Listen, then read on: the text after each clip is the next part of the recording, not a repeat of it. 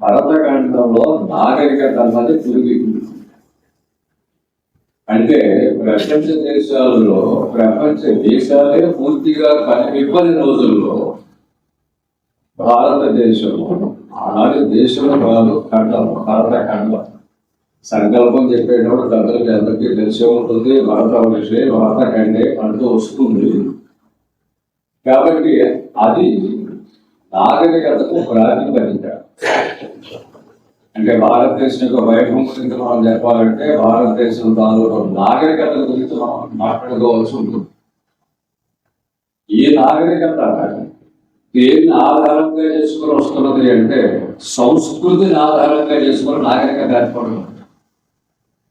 ఆ సంస్కృతి దేన్ని ఆధారంగా చేసుకుని వస్తుంది అంటే ధర్మాన్ని ఆధారంగా చేసుకుని వస్తుంది. అంటే మొట్టమొదట ధర్మము, దీని నుండి సంస్కృతి, దీని నుండి నాగరికత. ఇది అంచెల పెట్టిలో రాశారు. ఈ ప్రకారంగా భారతదేశ నిర్మాణం లేదు. ఇక్కడ నిర్మాణం అంటే సామాజిక జీవన నిర్మాణం, not physical construction, intellectual and spiritual construction. That is what I mean.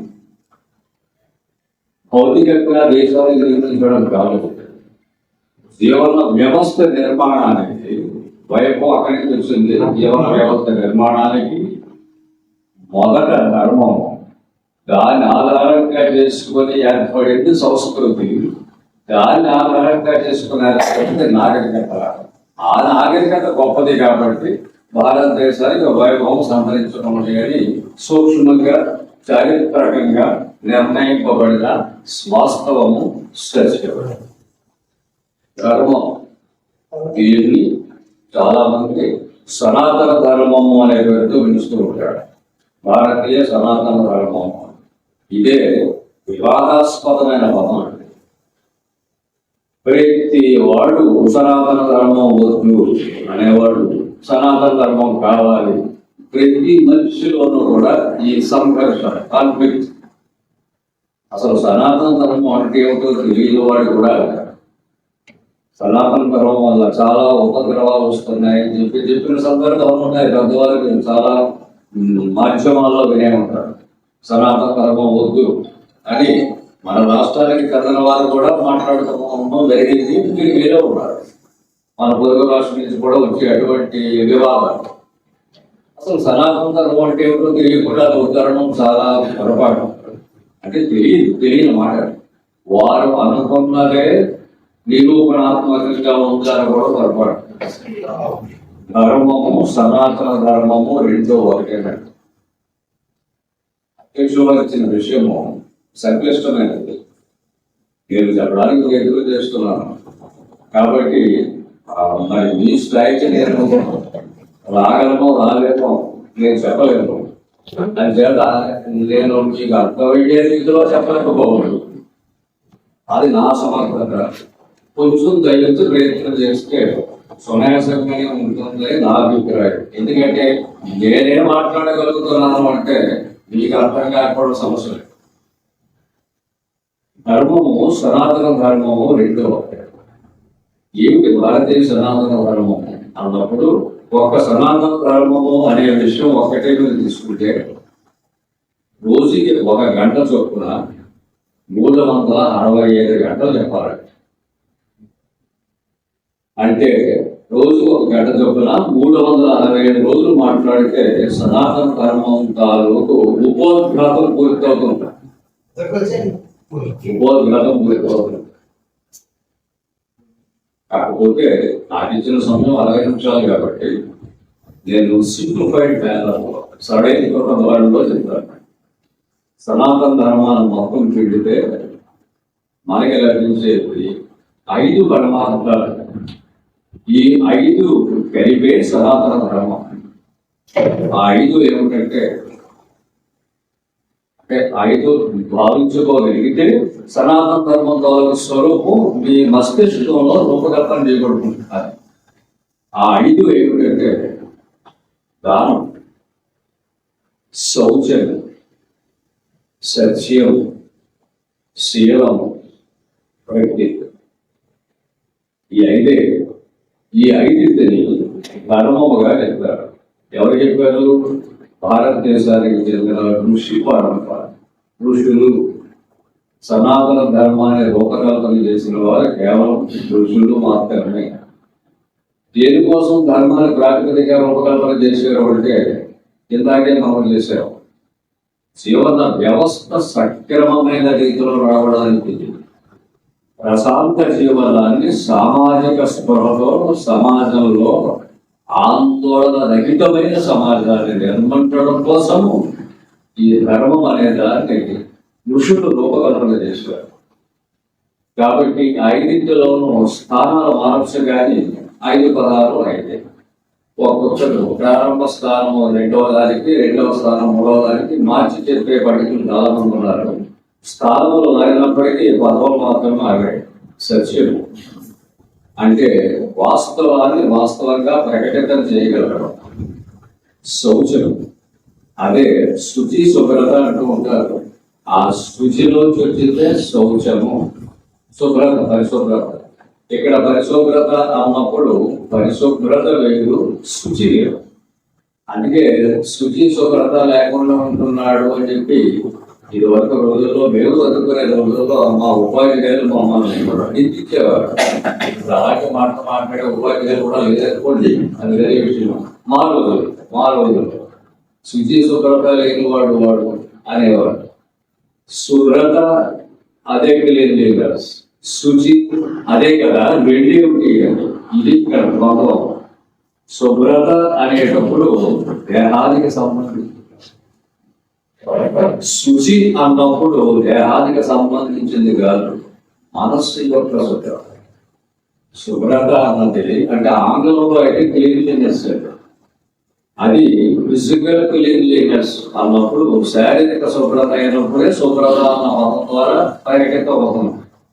మానసిక శుభ్రతను శౌచము అన్నమాట. శుచి అంటే మానసిక శుభ్రత ఏమిటంటే ఇది ప్రధాన అంశం.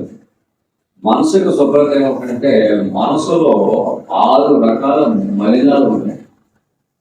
ఈ 6 రకాల మలినాలను తొలగించుకుంటే మనసు శుచిగా ఉన్నట్టు, శౌచము సాధించినట్టు. 6 రకాల మలినములు ప్రతి మనిషిలోనూ అంటే మిమ్మల్ని కలుపుతున్నా అనుకోవద్దు, నేను సహజంగా మాట్లాడుతున్నాను. మీలో మహానుభావులకు నాకు తెలియదు. 6 రకాల మలినాలను వేదాంత భాషలో అరిషడ్వర్గములు అంటారు. కామ, క్రోధ, లోభ, మోహ, మద, మాత్సర్యం. ఈ 6 కామము, క్రోధము, లోభము, మోహము, మదము, మాత్సర్యము. ఈ 6 అరిషడ్వర్గములు అన్నది వేదాంతం. మనస్తత్వ శాస్త్రంలో ఈ 6 ఇంటర్నల్ ఎనిమీస్ అన్నారు, అంతర్గత శత్రువులు అని. ఈ 6 మనసును పట్టి పీడిస్తూ ఉంటాయి. ఈ 6 గాన సంప్రాప్తమైతే ఆ మనసు మలినంగా ఉంటాం. ఇప్పుడు నేను శౌచం గురించి మాట్లాడుతున్నాను. శుచి అంటే ఏమిటంటే ఈ 6 మలినములు మనసు యందు లేకుండా ఉంటే ఆ వ్యక్తి శౌచమును పాటించినట్టు. నేను ధర్మం గురించి చెప్తాను. సనాతన ధర్మం యొక్క 5 సిద్ధాంతాలు ప్రాతిపదికగా ముందుకు వివరిస్తున్నాను. సత్యము వాస్తవంగా మాట్లాడము, శౌచము అంటే ఇది శుచి అంటే మనసు శుభ్రంగా ఉండడం. శారీరకంగా స్నానం చేసినంత మాత్రం శౌచము రాదు. శారీరక శుభ్రత లక్ష్యము. శౌచము కావాలి అంటే మనస్సులో ఈ 6 మలినములు తొలగింపబడాలి. అది శౌచం. దానము అన్నారు. మొత్తం 5 దానం. దానం అంటే మనకి ఉన్నదానిని లేని వారికి మనసు బాధ పెట్టుకోకుండా ఇవ్వడం. మనకి ఏదో ఉంది, ఇది ఎదుటి వారి దగ్గర పక్క వారి దగ్గర లేదు, మనసు బాధ పెట్టుకోకుండా ఇవ్వడం. మనసు బాధ పెట్టుకోకుండా ఇవ్వడం, ప్రతిఫలాపేక్ష రహితంగా ఇవ్వడం. కనీసం థ్యాంక్స్ అన్నారు చెప్పలేదు వాడు, అయిపోయింది. దానం కాదు, డెబిట్ అండ్ క్రెడిట్ ట్రాన్సాక్షన్ అంతే కదా. నేను ఇచ్చే వాడు థ్యాంక్స్ అన్నా చెప్పుకోవడం పోయేటువంటి వాడి నుండి నేను థ్యాంక్స్ ఆశిస్తున్నట్టు అనమాట. నేను ఇచ్చినప్పుడు నేను ఆశించాను అంటే debit and credit transaction accountancy subject ప్రకారం అది దానం అవదు, వ్యవహారం అవుతుంది. అది ధర్మంలో లేదు, సనాతన ధర్మంలో లేదు. కాబట్టి దానం అన్నది మనకు ఉన్నదాన్ని లేని వారికి మనసు బాధ పెట్టుకోకుండా ప్రతిఫలాన్ని అపేక్షించకుండా ఇచ్చాడు. సత్యము, శౌచము, దానం, శీలము, నడవడిక. ఆ నడవడిక అంటే ఏమి లేదు, చాలా సూక్ష్మం. ఇతరులకు నొప్పి కలిగించకుండా మనం రాగలం. అంతే. అంటే చెప్పడానికి ఇంతే కానీ జీవించడానికి మాత్రం చాలా ఎంతో ఉంటుంది. చెప్పడానికి ఇంతే. ఎదుటి వారికో ప్రక్క వారికో మనతో ఉన్న వారికి నొప్పి కలిగించకుండా, బాధ కలిగించకుండా మన జీవనాన్ని కొనసాగిస్తే మనకు శీలం ఉన్నట్టు. చివరికి ఐదవది భక్తి. భక్తి మొదటిది కాదండి. ఏ భక్తిని చెప్పినా భక్తి మొదటిది కాదు. భక్తి ఇప్పుడు ఐదవదే. అంచేత సత్యము, శౌచము అయిన తర్వాత దానము చెప్పాము. దానము చెప్పిన తర్వాత శీలము చెప్పాను. చివరికి భక్తి అన్నాను. ఇక్కడే మళ్ళీ పెద్ద సహకారం. భక్తి అన్నప్పుడు పూలు పెట్టడం, నైవేద్యాలు సమర్పించడం, గోపదీపాలు ఇవ్వడము, అక్కడ కూర్చొని భజన చేయడము ఏది కాదు. ఇది కావు. భక్తి అంటే నిర్వహణ ఏం చెబుతుందంటే శాస్త్రము అనన్యమైన ప్రేమ. ఈ శాస్త్రం చూసుకుంటే నేను జరుగుతుంది. ధర్మ సింధు, నిర్ణయ సింధు గ్రంథాలు రిఫర్ చేయడం. అవి ప్రామాణికాలు, కలియుగాలు. భక్తి అంటే అనన్యమైన ప్రేమ. వాటి అంటే అనన్య, ఇది సమస్య. ఇప్పుడు మరి ఆంగ్ల వాక్యము చదువు వచ్చిన తర్వాత అనన్య అంటే తెలియని వాళ్ళు అనుకుంటున్నారు. అనన్య అంటే ఎడతెగని, ఇన్సెసెంట్, స్టాప్లెస్, ఎడతెగని ఒక అర్థం. మరో అర్థము నిరంతర ప్రవర్ధమానమై ఎల్లప్పుడూ పెరుగుతూ ఉంటుంది. అసలు తరుగుదలే లేదు. ఇంకొక అర్థము, ప్రధాన అర్థము స్పాట్లెస్, నిర్మలమైన. మలమైన అంటే మలినము గల, నిర్మలమైన అంటే మలినము లేదు. ఇది అనంతమైన. అంటే నిర్మలమైన ప్రేమ నిరంతరము పెరుగుతూ ఉండాలి తప్ప తరుగుదల నిలువని ప్రేమ దేన్ని ఆశించాలి. అది భక్తి అంటే. భక్తి అంటే అనంతమైన ప్రేమ. నారద ఆయన భక్తి సూత్రములు ఉంటుంది. నారద భక్తి సూత్రములు అలా తీసుకుంటే గ్రంథం ఉంటుంది. అందులో కూడా ఈ భక్తికి నిరోధం చెప్పాడు. అనన్యమైన ప్రేమయే భక్తి. అయితే ఈ అనన్యమైన ప్రేమ అన్నది ఎవరి పట్ల ఉండాలి, దేని పట్ల ఉండాలి, ఇది కావాలి. ఎవరి పట్ల ఉండాలంటే మళ్ళీ 5. అంటే అనన్యమైన ప్రేమ ఎవరి పట్ల ఉంటే భక్తి అవుతుందో చెప్పారు. ఎవరి పట్ల ఉండాలి? 5. తల్లి, తండ్రి, గురువు, అతిథి, సమాజం. తల్లి, తండ్రి అంటే వీళ్ళెవరూ భౌతిక జన్మకి కారకుడు. గురువు ఆత్మపరమైన జన్మకి కారకుడు.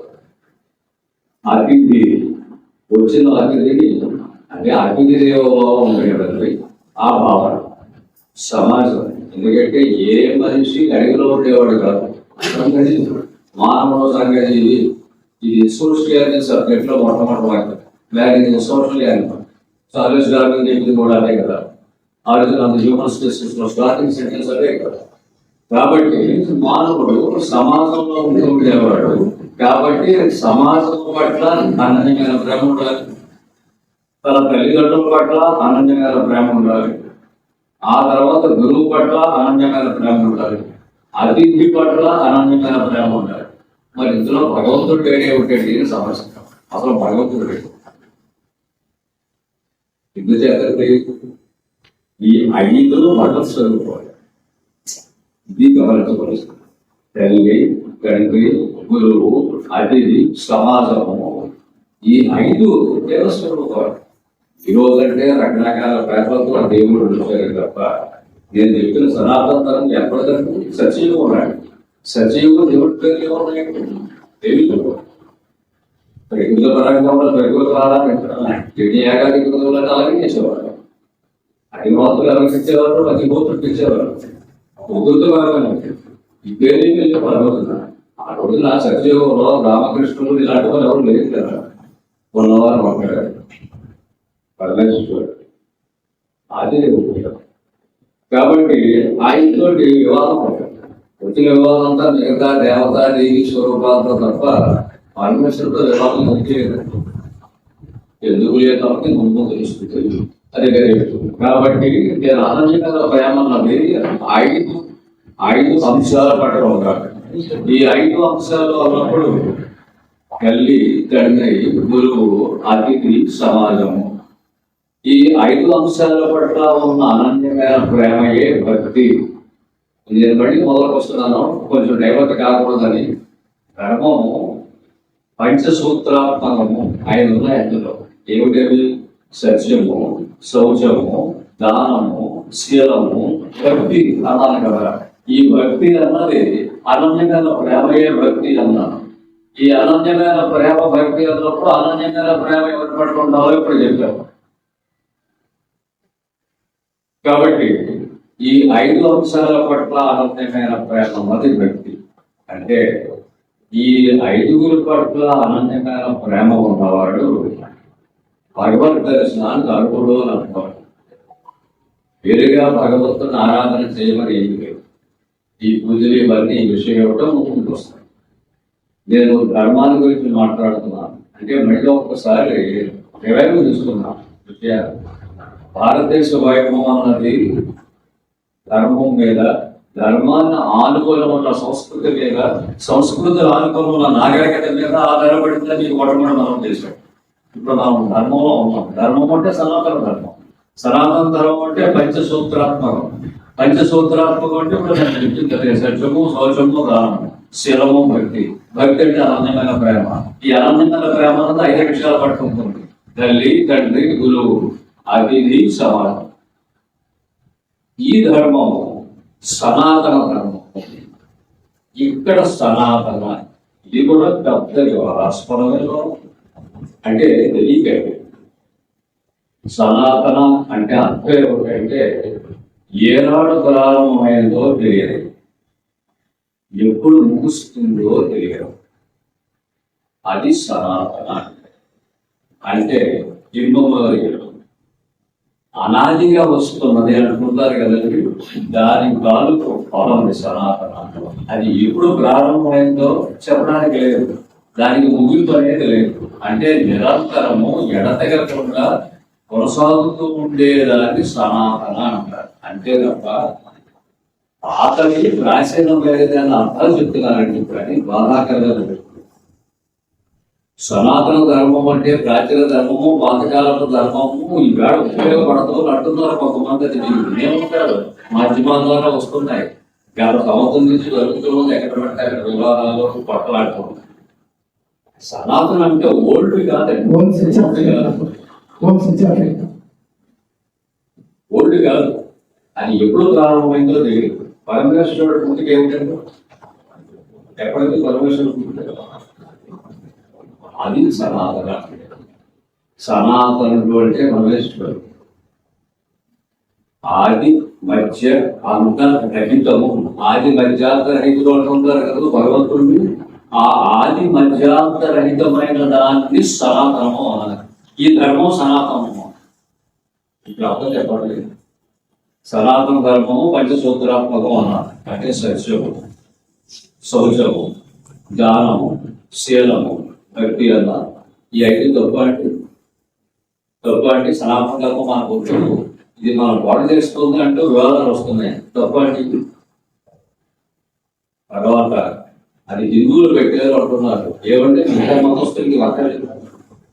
ఒకసారి ఆలోచించండి, అసలు మిగతా మతాలు ఎప్పుడు ఉంటే అది పట్టలేదు అడుగుతున్నా అనుకోకండి. ఆవేదన, ఇది ఆవేదన. అంతర్గతంగా వార్తలు వస్తున్నాయి. మాట్లాడవలసిన మహానుభావులు కూడా మాట్లాడలేకపోతున్నారు, సమాధానం చెప్పటం లేదు. తప్పుగా పడుతుంది వ్యవస్థ. ఇది మనిషికి నిర్దేశింపబడిన తప్ప మతానికి నిర్దేశం కాదండి. ఇది హిందూ మతం ఏ క్రైస్తవుడు ఎలా ఉండకూడదా, మహమ్మదుడు ఎలా ఉండడా, సిక్కు మతస్థుడు ఎలా ఉండడా, మానవుడు అన్న ప్రతి ఒక్కరికి ఇది కావాలి. అది ధర్మం, అది సనాతన ధర్మం.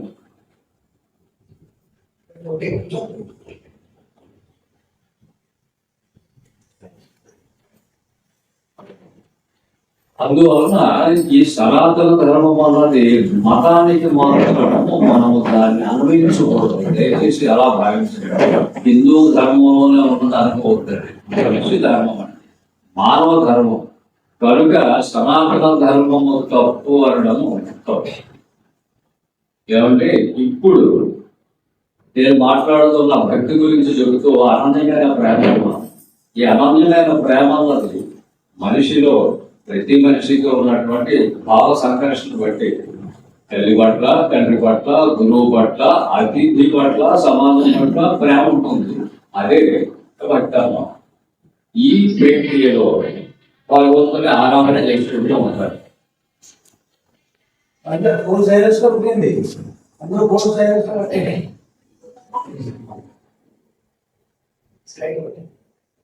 భగవంతుడిని ఆరాధన చేసుకోవడం సహజం. అది చేయడం సహజం తప్ప చెయ్యండి అని నిర్దేశింపబడలేదు. ఎందుకు నిర్దేశింపబడలేదు అంటే భగవంతుని ఆరాధన దేనికోసం ఉంది?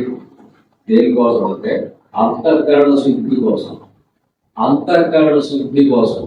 అంతఃకరణ శుద్ధి ఎలా కలుగుతుంది? మాతృసేవ, పితృసేవ, గురుసేవ, అతిథి సేవ, సామాజిక సేవ. ఈ 5 సేవల ద్వారా అంతఃకరణ శుద్ధి కలుగుతుంది.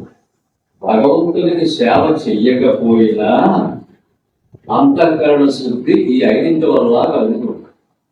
అయితే భగవంతుని ఆరాధన చేయడం వలన ఈ 5 పట్ల మనకు అనురక్తి కలుగుతూ ఉండడం అప్పుడు అంతఃకరణ శుద్ధి వస్తుందండి. అంతే తప్ప భగవంతుడికి సేవ చేస్తే అంతఃకరణ శుద్ధి రాదు. ఇంకా స్పష్టంగా కిందకి చెప్పాలంటే ఒక తండ్రి తన కుర్రాడితో చెప్తున్నాడు, ఒరే తరగతులు ప్రారంభమయ్యే, వేసవకాలం వచ్చేసింది, అయిపోయింది, తరగతులు ప్రారంభమయ్యే, బడి ఓపెన్ చేశారు, పుస్తకాలు కొనుక్కోరా లేదా క్లాస్ అన్నమాట. ప్రధాన సమస్య ఇక్కడ మొదలవుతుందండి. అందరి ఇళ్లలోనూ ఉన్న సమస్య ఇదే. పుస్తకాలు కొనుక్కుంటే పాస్ అవుతామా? Question mark. పుస్తకాలు కొనుక్కొని శుభ్రంగా అట్టేసి అలమారంలో పెట్టుకొని రోజు పెట్టి పాస్ అవుతుందా? పాస్. పుస్తకాలు పొందడానికి మస్తకంలో నిలబడాలి. అందుకే పుస్తకానికి మస్తక స్థానం గురుదేవుడు, మా గురుదేవుడు. అంటే చదవాలి, చదివిన దాన్ని మననం చేయాలి, మననం చేసిన దాన్ని జ్ఞప్తిలో ఉంచాలి, జ్ఞప్తిలో ఉంచిన తర్వాత పరీక్షలో అది ప్రశ్న పత్రంగా తగలాలి, వీడు రాయాలి, అప్పుడు ఉద్యోగం పొందాలి. పుస్తకం కూడా ఎందుకు పాస్ అవుతాడు? కానీ ఇవన్నీ జరగాలి అంటే పుస్తకం కొనాలి. అంతే భగవంతుడు ఆరాధన. భగవంతుడు ఆరాధన ఉంటే అంతఃకరణ శుద్ధి అన్నది ఏ పుస్తకం కొనడము భగవంతుని ఆరాధన, అంతఃకరణ శుద్ధి పరీక్ష రాసుకోవడం. దీనికి ఏమిటంటే భగవంతుని ఆరాధన చేయడం ద్వారా మనసు నిర్మలమై తల్లిదండ్రుల పట్ల అనురక్తి కలుగుతుంది. అప్పుడు తల్లిదండ్రుల యొక్క అనురక్తి కలిగిన తర్వాత తల్లిదండ్రులకు జన్మనిచ్చారు. మానసికమైన జన్మించిన వాడు గురువు కదా, గురువు పట్ల అనురక్తి కలుగుతుంది. ఆ తర్వాత ఈ 3 అనురక్తితో నిండిన మనసులో ఇంటికి వచ్చిన వాళ్ళని ఆదరించడం కలదు. ఇది అతి సత్కారం అవుతుంది. తర్వాత నేను మొత్తం పొరుగులో చూస్తున్నాను కదా, దాని సమాజం ఉంది కదా, అక్కడ వాడు బాధపడుతుంటే నేను ఇక్కడ సంతోషంగా ఉన్నాను లేదు కదా, దాని పట్ల భక్తి ఉండాలి కదా, సామాజిక స్పృహతో. ఇది సమాజం పట్ల భక్తి. అప్పుడు వీడికి అంతఃకరణ శుద్ధి వచ్చినట్టు. ఇదంతా రావడానికి టర్నింగ్ పాయింట్ అక్కడ భగవంతుని ఆరాధనలో ఉన్నది. అందువల్ల భగవంతుడికి పూజ చేస్తే మోక్షం రాలేదు. దాని మీరు నాస్తికుడు అనుకోవద్దు, వాస్తవం మాట్లాడుతున్నాను. దేవుడి గుడికి అయితే మోక్షం రాలేదు, వాడు పిలిచారు ఏమి రాదు. భగవంతునికి ఆరాధన చేస్తే ఖర్చు అవుతుంది, మోక్షం రాదు. మీకు ఇక్కడ మారనంత వరకు ఏం చేసినా ఫలితం లేదు. అది మారాలి అంటే ఈ ధర్మం పాటించాలి. అందుకు సనాతన ధర్మం గొప్పది నేను చెప్తున్నది. అందుకు సనాతన ధర్మం గొప్పదే కాబట్టి ఇది ఒక ధర్మం ఏమిటి? కాబట్టి ధర్మం అన్నది మనిషికి కావాలి కానీ మతానికి కాదు. మీరు నేను బయట చదివాను, కురాన్ చదివాను, గురు గ్రంథ సాగర్ చదివాను. గురు గ్రంథ సాగర్ అంటే సింపుల్ యొక్క చదివాను. విద్య అసదుల్లా ఖాన్ గాలిబ్ ఖురాన్ మీద రాసిన కామెంట్లు చదివాను. ఎందుకు చెప్తున్నానంటే ఇది సెల్ఫ్ ప్రొక్లమేషన్ కాదు, అన్నింటిలోనూ ఉన్నది ఈసారిగా ఉంది. చదివిన వాడిగా చెప్తున్నారు. వాడు చెప్తుంది అదే, పదాలు అదే, పదానికి అర్థం అదే, యథార్థం అదే కదండి. కాబట్టి సనాతన ధర్మం తప్పిది. సనాతనం అంటే చెప్పిన ప్రాచీనము ఓల్డ్ కాదండి. ఆయన మధ్యాహ్న రహితమై ఎప్పటి నుంచో ప్రారంభమై ఇప్పటికీ ఉంటుంది, భవిష్యత్తులో కూడా కొనసాగుతుంటుంది. మనిషి మనుగడ సాగించినంత వరకు ఉండే ధర్మం సనాతన ధర్మం. అది ఇది నా ఋషులు ప్రాప్తమైన ఋషులు ప్రతిపాదించిన ధర్మం. ఈ ధర్మము అదే సనాతన ధర్మము దేన్ని నిలబెట్టిందంటే సంస్కృతిని నిలబెట్టింది. ధర్మం మీద సంస్కృతి మీద నాగరికత అయితే చెప్పింది అంచెలు. ఈ ధర్మము దేన్ని నిలబెట్టిందంటే సంస్కృతి. చాలా చక్కగా సంస్కృతి మనందరికీ తెలుసు. సంస్కారము అని, ఆ సంస్కారము అన్నది సంస్కృతి నుండి వచ్చింది. సంస్కారం అంటే సంస్కరింపబడినది అని అర్థం. సంస్కృతి అంటే అందులో సంస్కరింపబడుట ప్లస్ కృతి చేయుట, అంటే సంస్కరింపబడిన స్థితిని చేసేటువంటి పరిస్థితి సంస్కృతి. మనిషిలో ఫలితంగా ఏదైనా ఉంటే దాన్ని సంస్కరించి అంటే చెడును తొలగించి మంచిని ప్రతిపాదించడం సంస్కృతిలో ఉంటాయి. ఆ స్థితిని, ఆ వ్యవస్థని సంస్కృతి అంటారు. అందుకే దానికి డూములు ప్రథమ విభక్తి మీకు తెలుసు. ఆ ము అనే విభక్తి చేర్చండి సంస్కృతం అని. ఇట్లాంటిది ఒక లాంగ్వేజ్, అది భాష పేరు కాదు. చాలా మందికి తెలియదు. సంస్కృత భాష మాట్లాడతాం కాబట్టి భాషే, కానీ భాష పేరు కాదు. సంస్కృతము అంటే సంస్కరించడానికి ఉపయుక్తమైనది అని అర్థము. అంటే మనసులో ఉన్న మలినాన్ని తొలగింపజేసుకొని చెడుని తొలగించి మంచిని ఆపాదించడానికి చూపే మార్గము సంస్కృతము అర్థపడతాయి. అది పలకడానికి ఉపయుక్తంగా ఉంది కాబట్టి భాష అయింది. భాష అంటే భాషించున్నది అన్నాడు అమరసింహుడు. మళ్ళీ అమరకోసాలు చెడితే అమరసింహుడు చెప్పిన నిర్వచనం ఏమిటంటే భాషించేది భాష, మాట్లాడడానికి ఇది కనిపిస్తే అదే భాష. ఇది మాట్లాడడానికి పనికొచ్చింది కాబట్టి అది సంస్కృత భాషగా చెప్పారు తప్ప నిజానికి అది సంస్కరింపబడిన మార్గము. కాబట్టి ఈ సంస్కారం అంటే ఇప్పుడు నేను చెప్తున్న సంస్కృతి గురించి. ధర్మం అయిపోయింది, ధర్మాన్ని ఆధారంగా చేసుకుని సంస్కృతి ఏర్పడింది. సంస్కృతి అన్నప్పుడు ఇందులో ఏమొస్తుంది అంటే మన మనసులో ఉండే చెడునంతటిని తొలగించుకొని మంచిని ఆపాదించుకునే వ్యవస్థ సంస్కృతి. ఈ సంస్కృతి ప్రధానంగా 2 రకాలు. ఈ 2 రకాల విభజన మహానుభావుడు రాజా రామ్మోహన్ రాయ్ చేశాడు. మోడర్న్ ప్రాఫిట్ ఆఫ్ ఇండియా అంటారు ఆయన. భారతదేశానికి ఆధునిక ప్రవక్త ఆయన. ఎందుకంటే అష్టాదశ పురాణాలని ఆంగ్ల భాషలోనికి తర్జుమా చేశారు. సారాన్ని 4 వేదాల సారాన్ని ఆంగ్ల భాషలోనికి తర్జుమా చేశారు ఆయన రాజా రామ్మోహన్ రాయ్. 108 ఉపనిషత్తుల సారాన్ని ఆంగ్ల భాషలో తర్జుమా చేశారు ఆయన. భాగవతాన్ని సారాన్ని ఆంగ్ల భాషలో తర్జుమా చేశారు. రామాయణ సారాన్ని ఆంగ్ల భాషలో తర్జుమా చేశారు.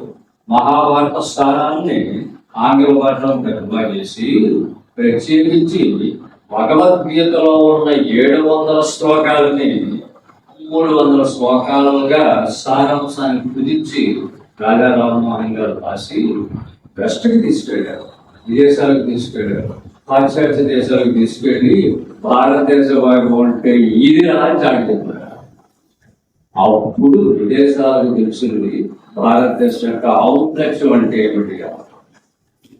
కాబట్టి ఇక్కడ నేను సంస్కృతిలో ఉన్నాను, సంస్కృతి గురించి మాట్లాడతాను.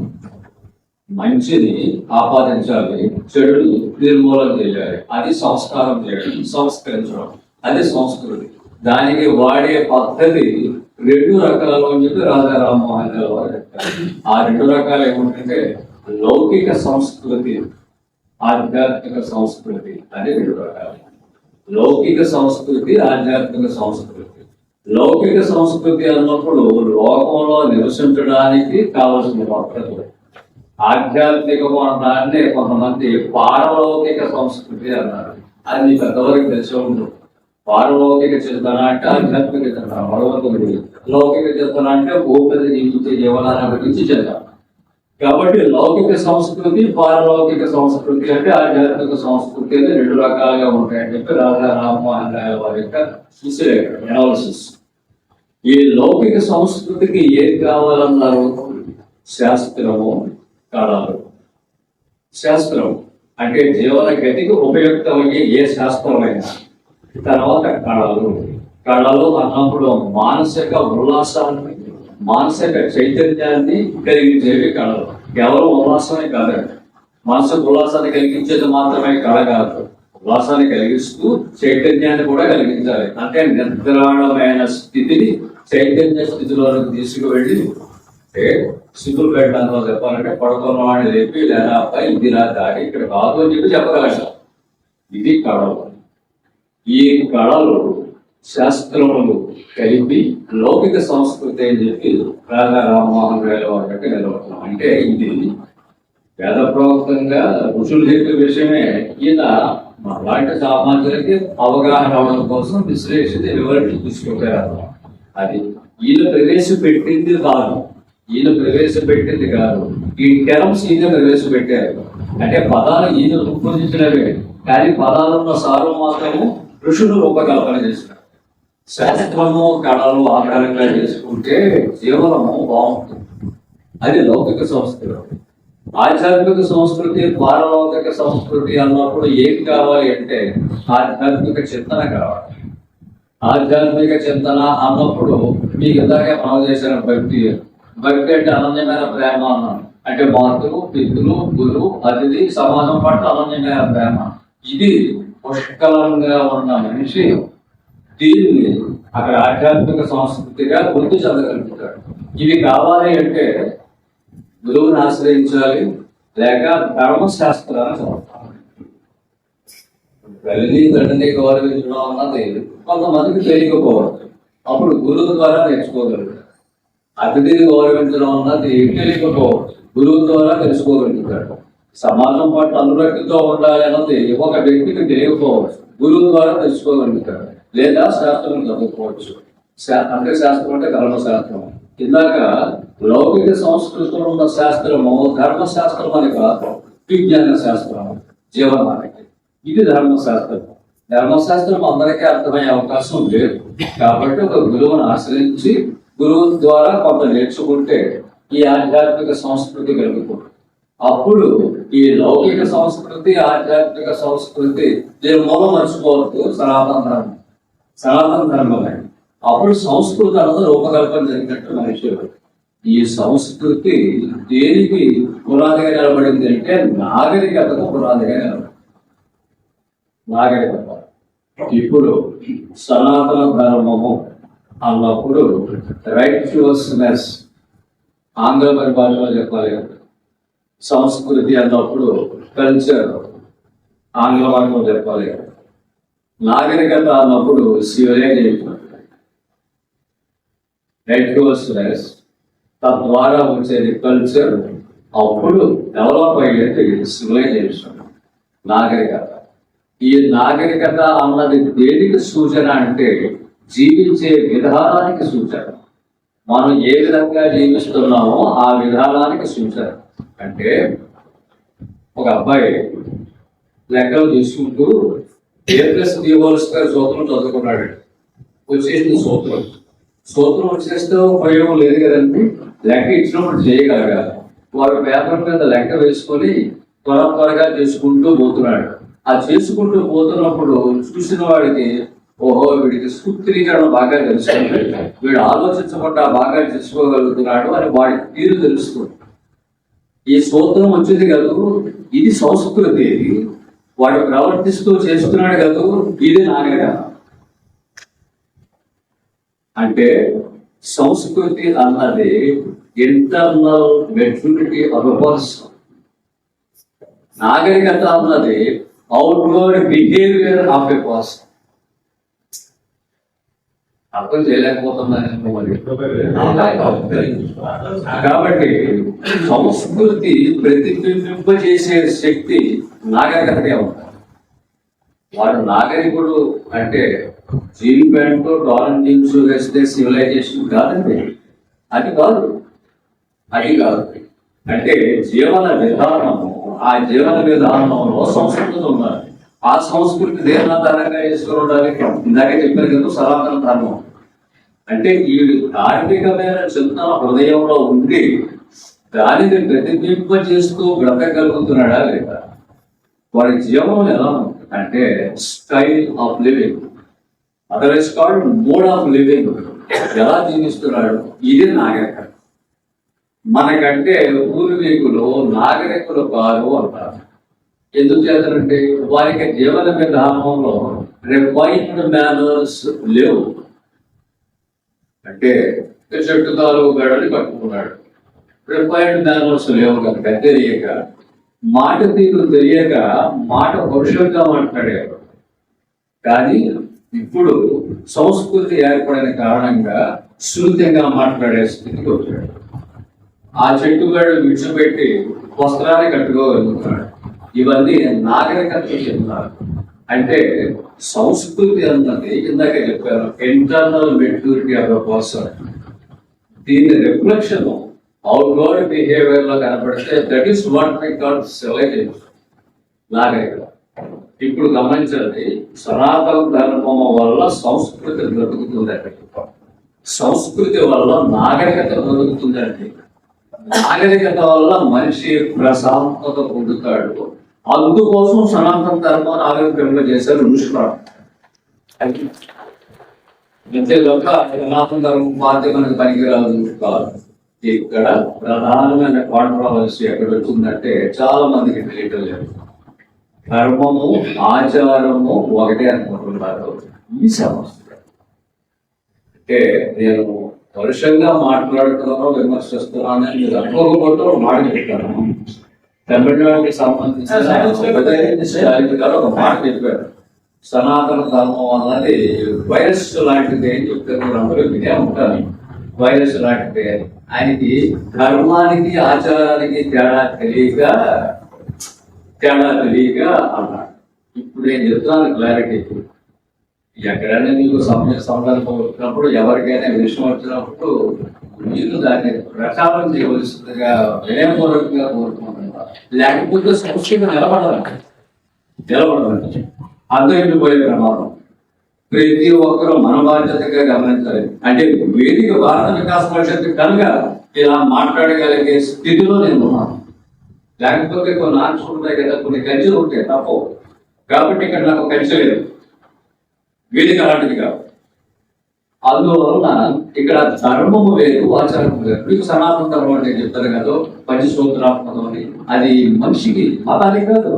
ఏ మతస్తుడికైనా 5 ఉండవలసినవే నాకు చెప్పేశారు. ఇప్పుడు ధర్మము వేరు, ఆచారము వేరు. ధర్మము అన్నది ధరించేది, ఆచారం అన్నది ఆచరించేది. అమరశివుడు యొక్క అమర కోసం చూస్తే తెలుసుకుంది.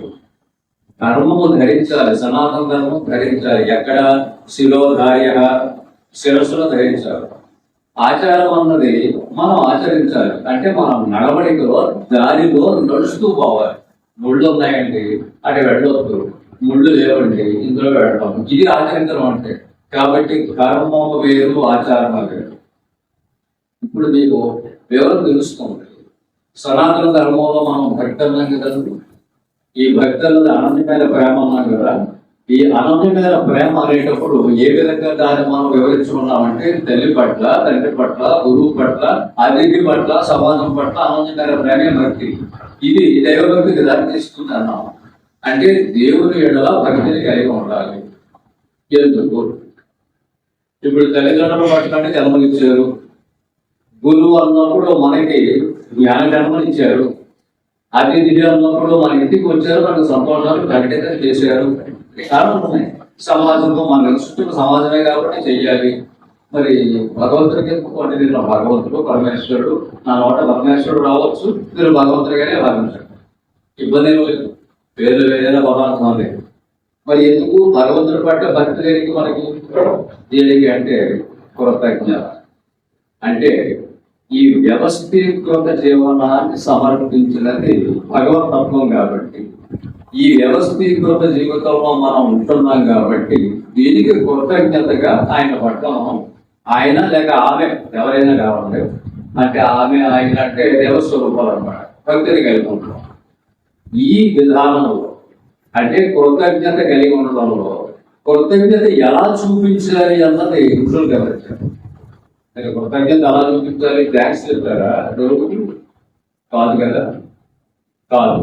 ఏం చేయమన్నారు? నివేదన. అందుకే ఆరాధన నివేదన వచ్చింది. మీ ఆరాధనలో నివేదన ఉంటారు. ఏమిటి నివేదన చేయాలి? నీకున్నది నివేదన చేయాలి. ఇంతే చెప్పింది. అప్పు చేసి తొమ్మిది పెట్టేవాడు రామని చెప్పలేదు, చెప్పలేదు, చెప్పలేదు. ఎక్కడ ఉందో తీసుకురాడు. లేదు, మీకు ఉన్నదాన్ని నివేదన. నాకు పరమేశ్వరుడు ఇచ్చాడు ఈ రోజు ఒక సోడ గింజలు. ఈ సోడ గింజలో పరమేశ్వరుడు ఇచ్చాడు కదా, నేను ఉడికించుకున్నాను.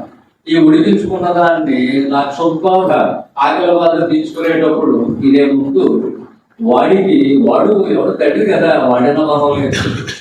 ఎందుకంటే తండ్రిని మీదకి కాలుతో తనేవాడు కదా పుత్రుడు. కాబట్టి వాడి దగ్గర పెట్టి నేను తీసుకుంటే నేను కృతజ్ఞుడిని, లేకపోతే కృతజ్ఞుడిని. కృతజ్ఞత కృతజ్ఞత ఉన్నాయి కదండి. చేసిన మేలు మరిచిన వాడు కృతజ్ఞుడు, చేసిన మేలు జ్ఞాపించిన వాడు కృతజ్ఞుడు. కృతజ్ఞత కృతజ్ఞత. ఆ కృతజ్ఞత కోసం నివేదన చేయమని శాస్త్రం కృషి చెప్పాడు. ఏమిటి? మీ దగ్గర ఉన్నాం. ఆ రోజుల్లో ఈ శాస్త్రం ఎప్పుడన్నా నేను సత్యయుగం ఉన్నాను. సత్యయుగంలో నీకు ఆంగ్లంలో చెప్తే అర్థమవుతుంది. వార్తల సిస్టమ్, వస్తు మార్గ విధానం ఉంది. అంటే మన దగ్గర ఉన్న సరుకులు ఇచ్చి మన దగ్గర సరుకులు తీసుకునేవారు. ఆ రోజుల్లో కరెన్సీ లేదు కదా, వస్తు మార్గ విధానం ఉండేది. సత్యయుగం అంటే నా దగ్గర విలువలు ఉన్నాయి, నాకు బంధువులే కావాలి. కొంతలో ఉన్న వాడి దగ్గర చూసుకొని ఆయనకి బంధువులు ఇచ్చి నేను విలువలు తీసుకోవడం. ఇదే వస్తు మార్గ విధానం. అది కష్టమైన తరుణంలో ఒక మీన్స్ ఆఫ్ ఎక్స్చేంజ్ కావాలి కాబట్టి ద్రవ్యం మనకు సృష్టింపబడేది. ద్రవ్యం అంటే కరెన్సీ అనేది వచ్చింది ఇన్ కోర్స్ ఆఫ్ టైం. ఇది నా సబ్జెక్ట్ కాదు, ఈ విషయంలో కాదు. అయితే ఇది కృష్ణమూర్తి గారు మాట చెప్పాలి ఇక్కడ టైం కాబట్టి. ద్రవ్యము వచ్చేకే దరిద్రం పుట్టిందన్నాడు. డబ్బు వచ్చేకే దరిద్రం పుట్టింది, లేకపోతే దరిద్రం లేదు.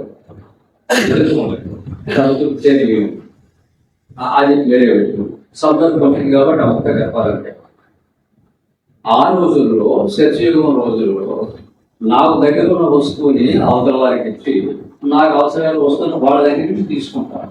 అంటే నా దగ్గర ఉన్నదాన్నే నేను పరమేశ్వరుడికి నివేదన చేయాలి. మరి భక్తదే కదా. నా దగ్గర ఏమవుతుంది? నేను మిలుగులు పండిస్తున్నాను, ఆ మిలుగులనే నివేదన చేసేయాలి, ఉపయోగించుకున్నాను. అంటే మిలుగులతో ఏదో పట్టుకున్నాను, వంట చేసిన నివేదన చెప్పాను, నేను తీసుకున్నాను. మరి గొర్రెలు పెంచుతున్నాడు వాడు, గొర్రెలు పెంపకం వాడిది. వాడు గొర్రెని నివేదన చెయ్యాడు. ఎలా నివేదన చేస్తున్నాడు? ఏం చేత? నివేదన చేసిన అనంతరము సాధము ప్రసాదము అవుతుంది.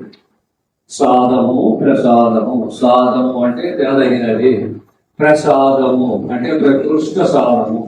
అంటే భగవంతుని యొక్క చూపు పడిన తర్వాత అది ప్రసాదం అవుతుంది. అప్పటిదాకా సాధమే. మనం నివేదన చేసిన సాధము మనకు ప్రసాదం అవుతుంది. అంటే అప్పుడు మనం తినడానికి దానికి పవిత్రత చేకూరుతుంది. నేను నా దగ్గర వరిగితలు ఉన్నాయి, వంట చేశాను, నివేదన చేసి తిన్నానండి. వాడి దగ్గర గొర్రె ఉంది, గొర్రెని నివేదన చేసి ఎలా తింటాడు? కాబట్టి బలి మొదలైంది. బలి వాడి దగ్గర ఉంది. గొర్రె, మేక, కోడి ఏదన్నా సరే. అంటే నేను ఆచారాల గురించి మాట్లాడుతున్నాను. వరి ఇచ్చిన తర్వాత దాన్ని తినాలి. దాన్ని అలా తినలేడు కదా, తినదగిన రీతిలో దాన్ని మార్చుకొని తిన్నాడు అంతే తప్ప దేవుడికి బలేవాడిని లేదు. ఇది కాదు పద్ధతి. నీ దగ్గర ఉన్నది నువ్వు నివేదన చెయ్యి అన్నప్పుడు ఆ రోజున వాడి దగ్గర ఉన్నది వాడి ముందు కోళ్ళు వ్యాపారమే, కోళ్ళ పెంపకమే కనుక దాన్ని నివేదన చేయడానికి అవకాశం ఉన్నది కనుక దాన్ని నిర్జీవం చేసి అక్కడ పెట్టి దాన్ని తీసుకునేటప్పుడు ఉండేది. ఎందుకంటే అక్కడ నివేదన పడి తాను స్వీకృతి చేయాలి, తీసుకోవాలి. అలాగా ఆచారం పుట్టింది. ఇక్కడ గమనించండి, ఆచారం తర్వాత ఈ ఆచారం అన్నది సమయాన్ని బట్టి మారుతున్నాయి, మనిషిని బట్టి మారుతుందండి, ప్రదేశాన్ని బట్టి మారుతున్నారు. ధర్మము సార్వజనీనము. సమస్త లోకాలకు ధర్మము ఒకటే, సమస్త ప్రాంతాలకు ధర్మము ఒకటే, సమస్త జీవరాశికి ధర్మము ఒకటే. సనాతన ధర్మము అది. ఆచారం అది కాదండి. ప్రాంతానికి అనుగుణంగా మారుతుంది, అది ప్రాంతమైన ప్రదేశం. సమయానికి అనుగుణంగా మారుతుంది, వ్యక్తికి అనుగుణంగా మారుతుంది ఆచారం. ఇప్పుడు నేను చెప్పిన దాన్ని బట్టి మీరు గమనించవచ్చు. ఉదాహరణకి నేను కుల వ్యవస్థ జోలికి వెళ్ళడం లేదు, కానీ ఇక్కడ విషయం తప్పదు కాబట్టి చెప్పాల్సి వస్తాం. ఒక విప్రుడు ఉన్నాడు, ఆయన ఆయవారం చేస్తే లభించింది సోడ గింజలు, దాన్ని ఉడికించుకొని పెట్టేదని తిన్నారు. ఇప్పుడు కానివాడు ఉన్నాడు, తను కోడి పెంచుతున్నాడు, కోడి అక్కడ సమర్పణ చేసాడు. అంటే మీ దగ్గర ఉన్నదాన్ని మీరు సమర్పణ చేయండి అన్నారు శాస్త్రం. వాడి దగ్గర ఉన్న వాడు సమర్పణ చేశాడు. అంచేత ఆచారం ఉన్నది అక్కడ వ్యక్తికి మార్పు వచ్చింది. ఇక్కడ గమనించండి, ఇద్దరు ధర్మము ఒకటే, అది మర్చిపోకండి. ఇద్దరు ధర్మము ఏమిటి? కృతజ్ఞతా భావము ఈశ్వరుడు పట్ల, అంటే దైవస్వరూపం పట్ల కృతజ్ఞతా భావం. ధర్మము మారదండి. మనిషికి ధర్మము మారదు, ఆచారాలు మారుతాయి. ఇక్కడ మీరు మోడల్లో వివాహం చెయ్యరు. నేను విద్యాబుద్ధులు నేర్చుకుని మెడ్రాసులో చదువుకున్న మద్రాసులో మోడల్లో పెళ్లి తీసుకుంటారు. ఆచారాలు మారుతాయి. చేత అక్కడ పరిస్థితులను బట్టి ఆచరిస్తున్న జ్యోతిష్య శాస్త్ర విధానాలను బట్టి, సౌరమానం చాంద్రమానాన్ని బట్టి మారుతూ ఉంటాయి. కాబట్టి ఆచారాలు ప్రాంతానికి మారుతాయి, వర్గానికి మారుతుంది, పరిస్థితులకి మారుతుంటాయి. ఆచారాలు ఒకటి కావు. కాబట్టి మనం ఖండించవలసింది దేనిలో మీకు అర్థం అవ్వాలి. సనాతన ఆచారాన్ని ఖండించాలి, సనాతన ధర్మాన్ని కాదు. అంటే మీకు అర్థమేలా చెప్పలేకపోతున్నానేమో. సనాతన ధర్మం అన్నది అందరికీ కావాలి, కానీ సనాతన ఆచారం అన్నదాన్ని మనం ఖండించాలి. అందుకే గురజాడ అప్పారావు గారు ఉచ్చార సలహాలు చేస్తూ మంచి గతమున కొంచెమే అన్నారు, మందగించక ముందు అడిగే అన్నారు. ప్రతిదీ గతంలో అన్ని మంచి అనుకుంటే పొరపాటు. గురజాడ అప్పారావు గారు అన్నమాట, మంచి ఉంది చెడ్డ, అందులో మంచిని గ్రహించు, చెడలే. ఇప్పుడు అభ్యుదయ భావంతో ముందుకు అడిగేయకుండా ప్రతిదీ పాతదే అనుసరిస్తామంటే కుదరదు. ఆచారం గురించి మాట్లాడుతున్నారు. ఇప్పుడు గతంలో అంటే సత్యయుగం నాడు స్త్రీలు పరదా విధానంలో ఉండేవారు, మొహం మీద ముసుగు వేసుకుని ఉండేవారు. ఏ రోజు ఇంచేత ఆనాటి సాంఘిక పరిస్థితులే. ఆమె వంటగది గుమ్మాన్ని దాటి బయటకు వచ్చే ప్రసక్తి లేదు. ఎప్పుడు రావాలి? సూర్యాస్తమయం అయిన తర్వాత మాత్రమే రావాలి. సూర్యోదయానికి పూర్వమే స్నానం చేసి బడిబట్ట కట్టుకొని వంటగదిలో వెళ్ళిపోవాల్సిందే. దాని సనాతన ఆచారం గురించి మాట్లాడుతున్నారండి. ధర్మం కాదు, ఇది ఆచారం. అంతా అక్కడే జరిగిపోవాలి. మళ్ళీ ఆ వంటగది గుమ్మం దాటి పడక గదిలోకి ఎప్పుడు రావాలి? సూర్యాస్తమయం అయిన తర్వాతే రావాలి. ఇది ఆనాటి పరిస్థితుల దృష్ట్యా ఆచారం. ఇది మను ధర్మశాస్త్రము అంటున్నారు. తప్పు కాదండి, మను ఆచార శాస్త్రము. ఇక్కడ అమెండ్మెంట్ కావాలి, దయవచ్చి పెద్దవాళ్ళందరూ గ్రహించండి. ధర్మం వేరు, ఆచారం వేరు. ఇప్పుడు నేను చెప్పుకున్నాను, ఇది ఆచారం అండి. ఇందాక చెప్పాను మీకు సనాతన ధర్మం అంటే. అది ఇన్ కోర్స్ ఆఫ్ టైం కాలక్రమేణా మార్పులు వచ్చేసి మన ధర్మశాస్త్రం అంటున్నారు. మను ఆచార శాస్త్రం, మను చెప్పిన ఆచరించే విధానం. తర్వాత స్త్రీలు ముసుగు ధరించమన్నారు. అంటే పరపురుషుడికి కనిపించకూడదు అన్న ఉద్దేశంలో ఆనాటి పరిస్థితులు లేదు, ఈవేళ లేదు కదా, ఆ వ్యవస్థ లేదు. అంటే ఆచారాలు మరి విద్యలు మాత్రమే పరిస్థితులకు అనుగుణంగా మారతాయి. ఇది వరకు రోజుల్లో, అంటే ఆ రోజుల్లో విప్ర వర్గానికి చెందిన వారు సేవకా వృత్తి చేయరాదు. ఆచారం ఇది ధర్మం కాదు, ధర్మం కాదండి ఆచారం. మీకు ధర్మాలు ఇందాక చెప్పారు, 5 ధర్మాలండి: సత్యము, శౌచము, దానము, శీలము, భక్తి. ఇంతే సనాతన ధర్మం, అందుకు మించి లేదు. అంటే 365 రోజులు చెప్పాలన్నాను, మీకు సింపుల్పేట నెలలో చెప్తున్నానన్నాను. ఈ 5 సనాతన ధర్మం. ఇది ఆచారాలు, రెండు ఒకటి కాదండి. ఈ చాలా స్లైడ్ సేవగా వృత్తి చేయరాదు. ఏం చేయాలి మరి? శాస్త్రాధ్యయనం చేసి సామాజిక వర్గంలో ఉన్న వారికి విద్యాబుద్ధులు చెప్పగలరు. ఎవరు? విప్ర వర్గానికి చెందిన వారు. ఏమిటిది? ఆచారము, ధర్మము కాదు. అయితే మరి ఈ రోజున విప్ర వర్గానికి ఉన్న వారు ఉద్యోగాలు చేస్తున్నారు కదండి, సేవగా వృత్తిని ఉద్యోగం చేస్తే కుదరదు కదా. అంటే ఆచారాలు మారుతాయండి, ధర్మాలు మారవండి. ఇప్పుడు నేను చెప్పిన 5 ధర్మాలు ఈ రోజు కాదు, ఈ యుగాంతం వరకు, అంటే ప్రజలు మొత్తం అందరూ పోయేంత వరకు కూడా ఈ ధర్మం ఉండవలసిందే, ఇది పోయేది కాదు. కాబట్టి ఆచారము వేరు, ధర్మం వేరు. ఈ తేడా తెలియక కన్ఫ్యూషన్ లో పడి సనాతన ధర్మం తప్పు అంటున్నారు. సనాతన ధర్మం తప్పు కాదండి. సనాతన ఆచారాల్లో కొన్ని మనకు ఉపయోగం కావు కాబట్టి, ఆచరణ యోగ్యం కావు కాబట్టి కొన్ని వాటిని విసర్జించారు. అవి కుదరదు, అవి తప్పు. వాటి తప్పు అంటే ఆచరణ యోగ్యం కావు కాబట్టి అవి ఆ రోజున సభ్యమైనవి. ఆనాటి పరిస్థితులు, ఈనాటి పరిస్థితులకి ఉపయోగం కావు కాబట్టి వాటిని మనం విసర్జించాలి.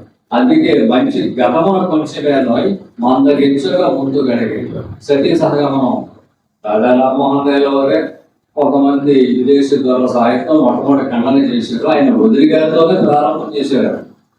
అది ధర్మం కాదండి, ఆచారం. ధర్మం కాదు, ఆచారం. ధర్మం అంటే నేను చెప్పిన 5 ఇవ్వడాలండి: సత్యము, శౌచము, దానము, శీలము, భక్తి. ఈ 5 ఇప్పుడైతే ధర్మం. ఇది ధర్మం కాదు, చేత ఆచరించేదండి, చేసేది ఆచారం. అంటే ధర్మం అంటే శిరోధార్యము ధరించేదాకా మీకు మనం చేశాం. కాబట్టి భర్త వెళ్ళిపోయిన తర్వాత ఏమి రకరకాల వ్యధలకు గురవుతూ ఉంటుంది కాబట్టి అలా వ్యధలకి గురి కాకూడదని చెప్పి ఈమెను కూడా వేసి దానం చేసేసేవారు సహగమనం. ఇది ఆచారం, తప్పది వద్దు అన్నారు. అంటే అది దాంట్లో దోషం తెలిసింది. ఆయన వదిలి గారిని అన్నగారి చనిపోయినప్పుడు అలా చేస్తుంటే ఖండించి వదిలి గారిని రక్షించారు ఆయన, రాజా రామ్మోహన్ రాయలు. అందుకే మోడర్న్ ప్రాఫిట్ ఆఫ్ ఇండియా అని చెప్పారు. ఆ తర్వాత ఏమైందండి, ఈ ఆచారము శిరోమండలం చేయడం దాకా వచ్చింది. భర్త మరణించిన తర్వాత ఊరికి ఇచ్చేస్తారు, తెల్లచీర కడతారు, ఒంటి పూటే భోజనం పెడతారు. ఉప్పు గాని, జీలకర్ర గాని, మిరియం గాని, ఈ 5 వెయ్యరు వేయకుండా ఒంటిపూట భోజనం పెడతారు. రాత్రి సమయంలో తినడానికి ఏమి ఇవ్వరు, కేవలం గోక్షేరం మాత్రమే ఇస్తారు. ఇది వచ్చింది. ఎందుకు వచ్చింది ఇది? బ్రతికిన తర్వాత భర్త లేడు కాబట్టి దానికి శారీరక వికారాలు కనపడుతుంది, అందుకోసం వచ్చింది. ఇది ధర్మం కాదండి, ఆచారం. ఇది ఆచారం. మరి ఈ రోజున అటువంటి ఆచారాలన్నీ మృగ్యమైపోయాయి. అంటే ఆచారాలు మనకి ఈ రోజున అడాప్టబిలిటీ లేదు కనుక విసర్జించాం. అంటే ఆచారము లోపభూయిష్టమైనప్పుడు ఆచారాన్ని విడిచిపెట్టచ్చు. ఆచారంతో పని లేదు. ధర్మాన్ని మాత్రం విడిచిపెట్టకండి. ధర్మం లేదు, ఆచారం లేదు. మళ్ళీ చెప్తున్నా అనుకోకండి, ఆవేదన. ధర్మం అన్నది పంచసూత్రాత్మకం: సత్యము, శౌచము, దానము, శీలము, భక్తి. ఇది సనాతన ధర్మం. ఇది తప్పు కాదు. వీటిని ఆధారంగా చేసుకుని కొన్ని ఆచారాలు ఆనాటి పరిస్థితులకు అనుగుణంగా పెట్టారు. అంటే పరిస్థితులను బట్టి, వర్గాన్ని బట్టి ఒక్కొక్క వర్గం వారు ఉన్నారు. అంటే వ్యవసాయం చేసుకునే వర్గం వారు ఉన్నారు. వారు మాంసాహారం తినేటువంటి ఆచారము, ధర్మం కానీ ఉన్నారు. వ్యవసాయం కాకుండా వేదాధ్యయనం చేసే వర్గం వారు ఉన్నారు. వారు మాంసాహారం తినకుండా శాఖాహారంతో ఉంటారు. అయితే మాంసాహారం తినడం తప్ప అంటే ఒక సమావేశంలో ఒక ఆమె అడిగారు, ప్రశ్నోత్తర సమయం ఉంటుంది, అయిపోయిన తర్వాత అడిగారు, తప్పే కాదన్నాను. తప్పు కాదండి, తప్పు కాదు. మరి ఎందుకు వద్దన్నారంటే మాంసాహారం తీసుకోవడం వల్ల నాలుక దళసలు అవుతుంది. నాలుగు దర్శనైతే వేదాధ్యయనం చేసేటప్పుడు స్పష్టత ఉచ్చారణ దోషం వస్తుంది. ఉచ్చారణ దోషం రాకుండా ఉండాలి అంటే నాలుగు తమలపాకులా ఉండాలి. తమలపాకులా ఉండాలంటే మాంసాహారానికి దూరంగా ఉండాలి. అంటే జీవహింస నాన్సెన్స్. నేను మొక్కలు జీవం లేదండి. ఇప్పుడు పప్పు తోటకూర అనుకుంటున్నాను, నేను తోటకూర మొక్క పీకేను, మరి తోటకూర మొక్క చావలేదంటున్నా, అది జీవహింసే కదండి. అంటే ఒక భాగాన్ని మీరు చెప్పండి, ఆ భాగం మళ్ళీ పునరుజ్జీవితాన్ని పొందితే అది తప్పు కాదు. అలాంటి పునరుజ్జీవనం రాకపోతే తప్పు అంటారు. ఉదాహరణకి మామిడి కొమ్మ ఉంది, కొమ్మని నరికేదనుకోండి తప్పు కాదు, మళ్ళీ కొమ్మ వస్తుంది. మేక ఉంది, కాలు బలిష్టంగా ఉంది, దాన్ని నరుకు తీసుకున్నాను అనుకోండి, కాలు మలుస్తుందంటే అది. కాబట్టి దీని శాఖము దాన్ని మాంసాహారంగా వివరణ చేసి అది వద్దు అని చెప్పడం జరిగింది. దానికి ప్రధాన కారణం ఏమిటంటే నాలుగు దవసరిగుతుందని మందమైపోతుంది. ఆ మందమైపోతే స్పష్టత రాదు. వేదాధ్యయనం చేయాలంటే స్పష్టత రావాలి, ఉచ్చారణ దోషం లేకుండా ఉండాలి. అందుకోసం శాఖాహారం అంటే సమాధానం. కాబట్టి ఈ ఆచారం అనేది తప్పు తప్ప, అంటే ఎక్కువ ఆచారాలు తప్పు. కాబట్టి ధర్మాన్ని కాదు మనం విడిచిపెట్టవలసింది, ఆచారాలు మనం విడిచిపెట్టాలి. అంటే దురాచారాలను విడిచిపెట్టాలి. అందుకే దురాచారం అంటారు తప్ప ఆలోచించండి. దుర్ధర్మం ఎక్కడన్నా ఉందండి, ఒక్కసారి ఆలోచించండి, అప్పుడే మీకు తెలుస్తుంది ఆచారాలకు ధర్మం వేరు. సదాచారము దురాచారము ఉన్నాయి కదండి, మరి దుర్ధర్మము ఎక్కడ ఉంటుంది? లేదు కదా. కాబట్టి ధర్మము వేరు, ఆచారము వేరు. ఈ ఆచారంలో చెడు ఉంది కాబట్టి ఆ చెడును మనం విసర్జించాలి. కాబట్టి అటువంటి చెడులన్నింటినీ మనం విసర్జించాలి. ఈ ఆచారాన్ని కష్టం మనం ఆందోళన, ఎందుకంటే మీకు ఇందాక రైట్లెస్నెస్, ధర్మం, కల్చర్, సంస్కృతి, సివిలైజేషన్, నాగరికత. ఈ ఆచారము అంటే కష్టం. ఇది అనుగుణంగా ఇంకో ఉంటుంది శాఖ, ఇది ప్రధానం, సాంప్రదాయకం. అది ఆంగ్లంలో ట్రెడిషన్. కష్టం వేరు, ట్రెడిషన్ వేరు. అంటే ఆచారము వేరు, సాంప్రదాయం వేరు. ఆచారం అన్నది ఒక వర్గానికి సంబంధించి ఉంటుంది. అంటే వ్యవసాయం చేసుకునే వర్గం వారు కాబట్టి వారు మాంసాహారం తీసుకోవడం వారి ఆచారం. సాంప్రదాయం అన్నది కుటుంబానికి తేడాగా ఉంటుంది. గోత్రానికి తేడాగా ఉంటుంది. వర్గంతో సంబంధం లేదండి. అంటే వ్యవసాయం చేసుకునే వర్గంలోనే రకరకాల గోత్రము ఉంటాయి, రకరకాల కుటుంబాలు ఉన్నాయి. ఒక్కొక్క కుటుంబానికి ఒక్కొక్క అనుసరించే పద్ధతి ఉంది. అది సాంప్రదాయం అవుతుంది, అది ట్రెడిషన్ అవుతుంది. ఇది కేవలం మనుషులు పెట్టుకున్నదే తప్ప శాస్త్రం లేదు. సాంప్రదాయానికి శాస్త్ర నిబద్ధత, శాస్త్ర ప్రమాణము, శాస్త్ర నిరూపణ లేదండి. శాస్త్రం చూపించడం నాకు అంటే లేదు, లేదని కాదు, చూపించలేదు. అది కుటుంబంలో పెద్దలు పెడతారు, అంటే మంచి కోసం పెట్టారు. దాన్ని అలాగా తరతరాలకి అనుసరిస్తూ వస్తూ ఉంటారు తప్ప దానికి వేరుగా శాస్త్ర ప్రమాణం లేదు. ఇది సాంప్రదాయం. కాబట్టి ఇక్కడ మనం గమనించవలసింది మొట్టమొదటి ధర్మం. దీన్ని ఆధారంగా చేసుకుని వచ్చేది సంస్కృతి, దీన్ని ఆధారంగా వచ్చేది నాగరికత. సంస్కృతి అంటే లోపల ఉండే, నాగరికత అంటే మన పర్వతంలో ఎంచేది. అప్పుడు కొన్ని ఆచారాలు ఉన్నాయి ఆచరించేది. ఆ తర్వాత సాంప్రదాయం అంటే ఒక్కొక్క కుటుంబానికి ఒక్కొక్క గోత్రం వారికి ఉంటుంది. అది వాళ్ళు చూసుకుంటూ చేసుకుంటూ ఉంటారు. ఇవన్నీ కలిపి భారతదేశానికి వైభవాన్ని తీసుకొచ్చారు. ఏమిటి ఆ వైభవం అంటే మొత్తం ఇవన్నీ కలవడం వలన భారతదేశానికి వచ్చిన వైభవం, గ్లోరీ ఆఫ్ ఇండియా. వైభవం అంటే గ్లోరీ. అది ఏమిటి అంటే మళ్ళీ ఒకసారి రివైవ్ చేసుకుంటే సనాతన ధర్మం వల్ల పుట్టిన సంస్కృతిని ఆధారంగా చేసుకుంటున్న నాగరికత, ఆచరించే ఆచారము, కుటుంబపరంగా ఉన్న సాంప్రదాయము, ఇవన్నీ కలిపి వైభవాన్ని తీసుకొచ్చే భారతదేశానికి గ్లోరీని తీసుకొచ్చి. ఆ వైభవం ఏమిటి అంటే త్రిగుణాత్మకము అన్నారు. 3 భారతదేశ వైభవాలు. ఆ ఏమిటంటే అవి 3 సహజీవనం, సహనం,